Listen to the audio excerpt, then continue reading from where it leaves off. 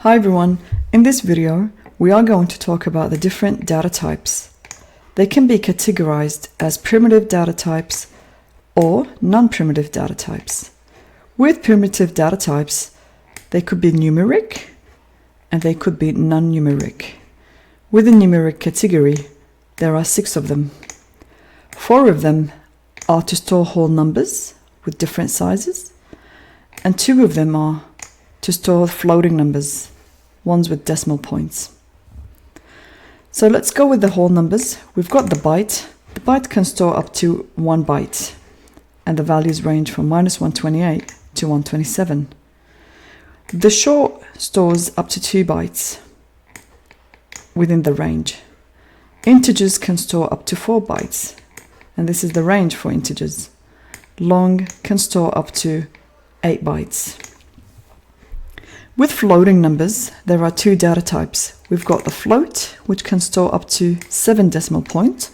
We've also got the double, which can store up to 16 decimal points. With non-numeric data types, we've got the char, which is to store just 1 letter, and the boolean, which can either be true or false. With non-primitive data types, we have the string, we could also have arrays, and the user-defined data types. Let's go ahead and give examples of each. So starting with primitive data types. So I might as well make a comment.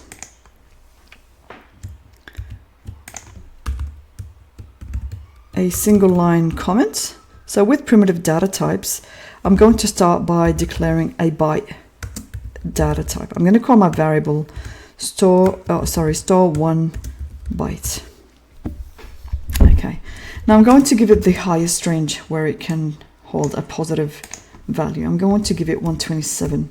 Notice that when I give it 128, the compiler will complain. This is because this is out of range. So it can hold up to just 1 byte maximum. I'm going to then declare the second data type, which can hold up to 2 bytes. So I'm going to call my variable store 2 bytes. And I'm going to give it the largest range. Now again, if I make this 68, the compiler is going to complain. Okay, so I'll just make it back to what it can hold.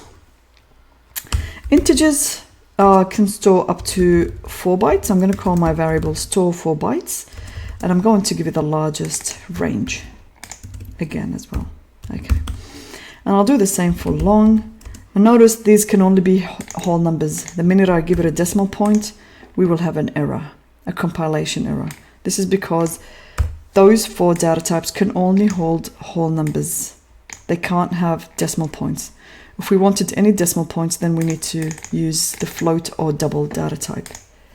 Long data types can store a larger range of numbers, of whole numbers, than integers.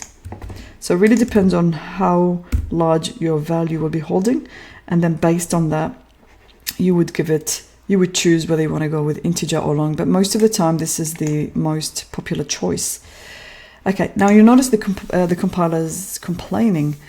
This is because the default value here would be an integer. With this large range, we need to tell the compiler that we actually want a long value. This is why we have to put the letter L there, just to indicate that this is a long data type. Okay, so now that was whole numbers. These were examples of whole numbers. Now let's do the floating numbers. Okay, now with floating numbers, we will start with float, and I'll say store. The float can also be 4 bytes, and I'll give the name float because I need to make this different, and I just need to give my own value. So it can do up to 7 decimal places. So I can do 1, 2, 3, 4, 5, 6, 7. Now again, any decimal value is assumed to be a double by default by the compiler. This is why I need to specify that this is a float using the letter F. Double, I won't have to specify that because that's the default, like integers as well. Okay, now doubles can store up to 8 bytes. so that's a good thing. And I can give it a value with a larger decimal range. So this can hold up to 16 decimal points. So I can repeat those values again. So 9 plus 7, that's 16. Okay, that's about it. And that was for the numeric. Let's go with non-numeric. So non-numeric, but these are all primitive data types. Okay, so primitive, I've given the name 1 there. Let's go with the character.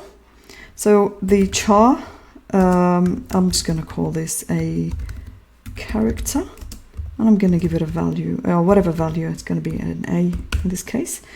Booleans can either be true or false. You might want to give this a more meaningful name depending on your program.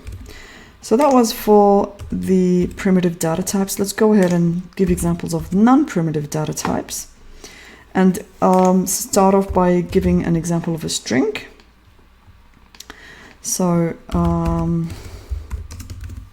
string, and here I could use the data type string, and so a string, and I could just give a normal string value.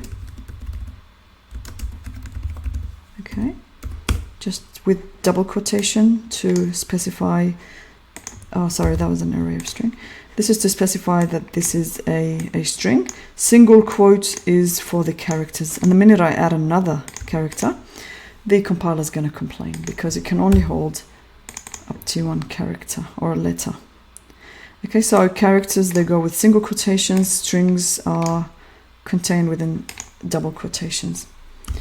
And let's give an example of arrays.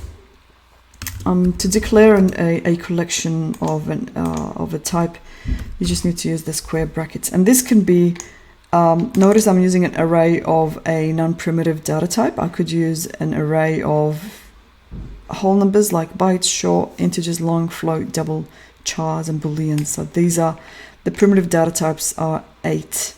So I can create an array of any type. It could be any type of the primitive data types, and it could be any type of the non-primitive. So it could be an array of string, it could be an array of user-defined data type. Okay, so I'm going to call my array an array of string, and I'm going to say that my array can hold up to 3 strings. So I can now start giving the values of my strings. So I can say at index location 0, so at the first spot, string 1, and string 2, just checking, right, I think these are not very properly indented, so yes, so that needs to be, okay, this is more like it. And one more for the third spot, string 3. So that's an example of an array. Let me give an example of a user-defined data type. So I need to actually define my user-defined. So to define a user data type, I actually need to create a class, and I can call my class example just for this particular exercise.